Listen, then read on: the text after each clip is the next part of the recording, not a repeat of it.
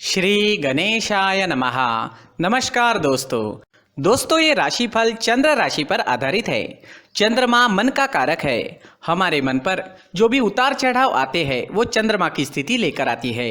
इस वजह से चंद्रमा की पोजीशन हमारे रोज के जीवन को बहुत ज़्यादा प्रभावित करती है और उसके अकॉर्डिंग हमारा दिन अच्छा या बुरा जाता है।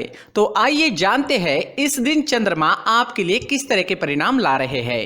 दोस्तों इस दिन चंद्रमा आपकी कुंडली में पराक्रम स्थान से गोचर करेंगे, यानी चंद्रमा 3rd हाउस में रहेंगे, जो आपके पराक्रम में बढ़ोतरी करने वाला है। जी हाँ, इस समय में आप स्वस्थ रहोगे और मस्त रहोगे, बीमारियों से आप दूर ही रहोगे। इस समय में आपकी शरीर की ऊर्जा भी बहुत ज्यादा रहेगी और आपकी काम करने की गति भी बढ़ेगी। इस समय में उन लोगों को सबसे ज्यादा फायदा होने वाला है जो अपना व्यापार छोटी छोटी यात्राओं से करते हैं, यानी उन्हें व्यापार करने के लिए छोटी छोटी यात्राएं करनी पड़ती है। इस समय में यात्राएं होने के योग बन रहे हैं। खास करके छोटी यात्राएं आपको लाभकारी सिद्ध होगी। दोस्तों इस दिन भाग्य का साथ भी आपको जरूर मिलेगा। जी हाँ, भाग्य इस समय में आपके साथ रहेगा। चंद्रमा इस दिन 9वें भाव को देख रहे हैं। चंद्रमा की 9वें भाव पर दृष्टि होने से दिन आपके लिए भाग्यशाली रहने वाला है, लेकिन चंद्रमा पराक्रम क्षेत्र में गोचर कर रहे हैं। उस वजह से आपको लगन से काम करना पड़ेगा और मेहनत भी काफी करनी पड़ सकती है। व्यापारियों को इस समय में निवेश करने से लाभ होने वाला है। व्यापारियों के लिए निवेश करने के लिए ये समय बहुत बढ़िया रहेगा, निवेश कर सकते हैं। इस समय में निवेश करने से अच्छा लाभ होने की संभावना रहेगी। इस समय में आप धार्मिक वृत्ति के नजर आओगे। धर्म कर्म के काम में आपकी रुचि बढ़ेगी। आपके घर में भी कोई धार्मिक कार्य संपन्न होने की संभावना है। अगर आप विदेश जाना चाहते हैं, विदेश जाने का सोच रहे हैं, तो ये समय आपके लिए शुभ रहेगा। विदेश जाने की प्लानिंग इस समय में आप कर पाओगे। इस समय में अगर आपके छोटे भाई बहन हैं तो उनके साथ आपके रिश्ते और अच्छे बनेंगे। जी हाँ, उनके साथ कोई अनबन थी तो वो तो पूरी तरह से समाप्त हो जाएगी और आपके रिश्ते और अच्छे बनेंगे। एक दूसरे के प्रति प्यार बढ़ेगा। भाई बहन एक दूसरे को सपोर्ट करते हुए नजर आएंगे। एक दूसरे के प्रति प्यार बढ़ेगा। अगर कोई पुरानी अनबन थी तो वो समाप्त हो जाएगी। अगर स्टूडेंट्स की बात करते हैं, विद्यार्थियों की बात करते हैं, तो इस समय में स्टूडेंट्स को इस दिन खास ध्यान रखना होगा। इस समय में आप भाग्य के भरोसे बिल्कुल भी ना बैठे। जी हाँ, भाग्य के भरोसे बैठने से कुछ नहीं मिलने वाला। इस समय में स्टूडेंट्स जितना अधिक परिश्रम करेंगे उतने अच्छे रिजल्ट्स ला पाएंगे। जैसे जैसे दिन आगे बढ़ेगा स्टूडेंट्स के लिए समय वैसे वैसे अच्छा होता जाएगा। स्टूडेंट्स को इस समय में कोई बड़ा परिवर्तन नहीं करना चाहिए।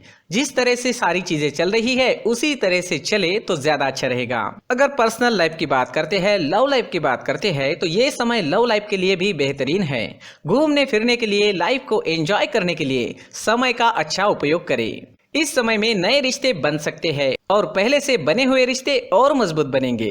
जो लोग अविवाहित हैं उन्हें भी अच्छे रिश्ते आने की इस समय में संभावना रहेगी।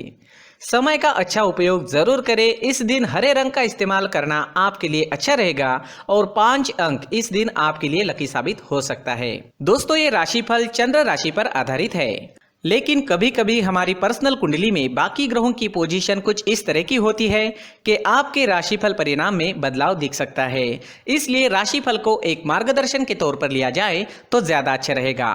दोस्तों सभी राशि के लोगों के लिए जीवन में आगे बढ़ने के लिए कुछ जरूरी बातें वीडियो में आगे बताई गई है, तो वीडियो आगे जरूर देखें। नमस्कार दोस्तों, व्यक्ति को अपने जीवन में सफल होने के लिए मेहनत के साथ साथ भाग्य का साथ होना भी बहुत ही आवश्यक होता है। अगर व्यक्ति का भाग्य उसका साथ देता है तो कम मेहनत में ही अधिक सफलता प्राप्त होती है।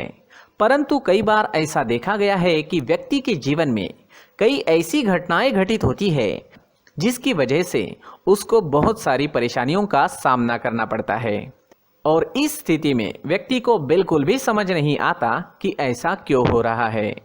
दरअसल आपके घर में ही कुछ ऐसी चीजें होती है जो हमारे भाग्य को प्रभावित करती है, हमारे जीवन को प्रभावित करती है और उन चीजों के आसपास होते हुए भी हमें वो चीजें नजर नहीं आती। वह चीजें हमारे चारों तरफ एक अजीब सा घेरा बनाकर रखती है, परंतु हम उसको नहीं देख पाते।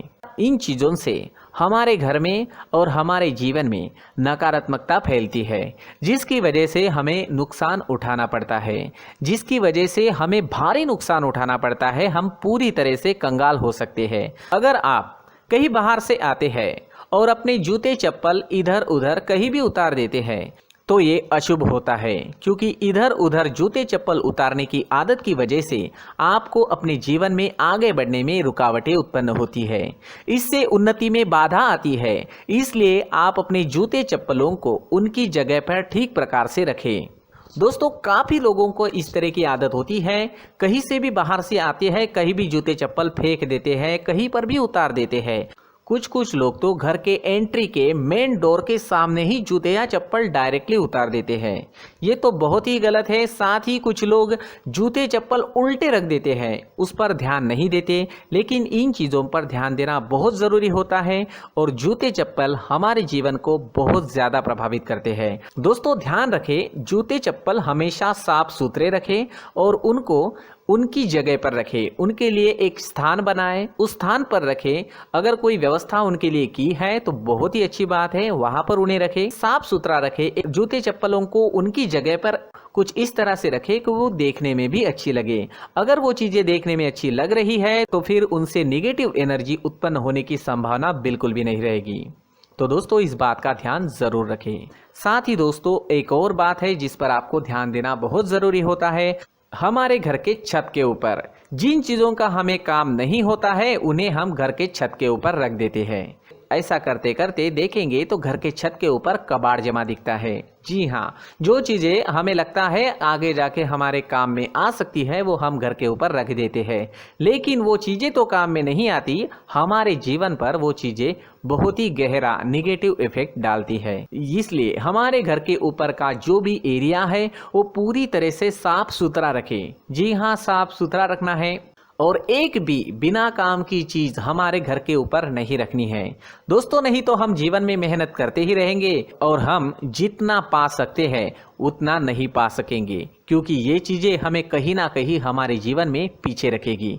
इस वजह से घर के छत को पूरी तरह से साफ रखें, पूरी तरह से साफ सुथरा रखें, क्लीन रखें। साथ ही दोस्तों, हम हमेशा देखते हैं घर के ऊपर जाने के लिए जो सीढ़ियां है, उन सीढ़ियों के नीचे जो जगह होती है वहां पर सामान हमेशा रख दिया जाता है। वो जगह ही ऐसी है कि सामान को खींची लेती है। वहां पर आपको कुछ ना कुछ सामान मिलेगा ही। जिन लोगों को पता नहीं है उनके घर आपको सामान मिलेगा ही, लेकिन जिन्हें पता है वो लोग हमेशा सीढ़ियों के नीचे की जगह साफ सुथरी रखते हैं और एक भी चीज वहां पर आपको नहीं मिलेगी। क्योंकि अगर हम सीढ़ियों के नीचे सामान रखते हैं तो हमारी उन्नति होना बहुत ही मुश्किल है। जी हाँ, सीढ़ियों के नीचे कूड़ा कचरा कबाड़ अगर हम जमा करके रखते हैं, कोई भी सामान रख देते हैं, तो उस वजह से माँ लक्ष्मी हम पर प्रसन्न नहीं होती। माँ लक्ष्मी हमारे घर में आने की संभावना बहुत ज़्यादा कम हो जाती है। तो दोस्तों, इन चीज़ों पर ध्यान रखें। हमारे घर की जो सीढ़ियाँ होती है उनकी नीचे की जगह हमेशा साफ सुथरी रखें, क्लीन रखें। साथ ही दोस्तों, अगर आपके घर में ऐसी कोई चीज मौजूद है जिसका आपको काम नहीं है, जैसे टूटे फूटे बर्तन, आईना, तस्वीरें, इलेक्ट्रॉनिक सामान, सोफा, कुर्सी, टेबल, पलंग, घड़ी, झाड़ू, गमला इत्यादि, तो आप इन सामानों को अपने घर से तुरंत ही बाहर निकाल दीजिए, वरना इससे आपको बहुत बड़ी परेशानी हो सकती है। आपको ये चीजें कंगाल बना सकती है। तो घर में ऐसी चीजों का मौजूद होना शुभ नहीं माना गया है। इससे धन की देवी माता लक्ष्मी जी का प्रवेश घर में नहीं होता है। इन चीजों से आपके घर में नकारात्मक ऊर्जा का संचार होता है और जिस वजह से व्यक्ति को मानसिक समस्याओं का सामना भी करना पड़ता है। व्यक्ति के मन में चिड़चिड़ाहट होती है और छोटी छोटी बातों पर गुस्सा आने लगता है। आप जो भी कार्य करते हैं उसमें आपका मन नहीं लग पाता है। इस व्यक्ति का जीवन घर में मौजूद इन चीज़ों की वजह से अंधकार में डूबने लगता है। इसलिए आपको घर में बिना काम की चीज़ें, कूड़ा कचरा नहीं रखना है। दोस्तों, एक और ख़ास बात है, हमारे घर में मकड़ी का अगर जाला है तो वो बिल्कुल भी शुभ नहीं है। जी हाँ, वो अशुभ माना जाता है। घर में मकड़ी का जाला होना अशुभ है। इससे आपके अच्छे दिन भी बुरे दिनों में बदल सकते हैं, क्योंकि मकड़ी अपना जाल शिकार को फंसाने के लिए बनाती है। और अगर आपके घर में मकड़ी का जाला है तो इससे घर में नकारात्मक ऊर्जा का प्रभाव अधिक बनता है और वास्तुशास्त्र के अनुसार इससे सकारात्मक ऊर्जा का नाश होना शुरू हो जाता है और घर में नकारात्मक ऊर्जा बहुत ज़्यादा बढ़ जाती है।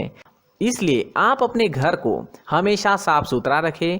कम से कम 1 महीने में अपने घर के हर कोने की साफ सफाई जरूर करें। दोस्तों, मुख्य द्वार भी हमेशा साफ सुथरा रखें। मुख्य द्वार को हमेशा सजाया जाता है क्योंकि मुख्य द्वार से ही हमारे घर में लक्ष्मी का प्रवेश होता है।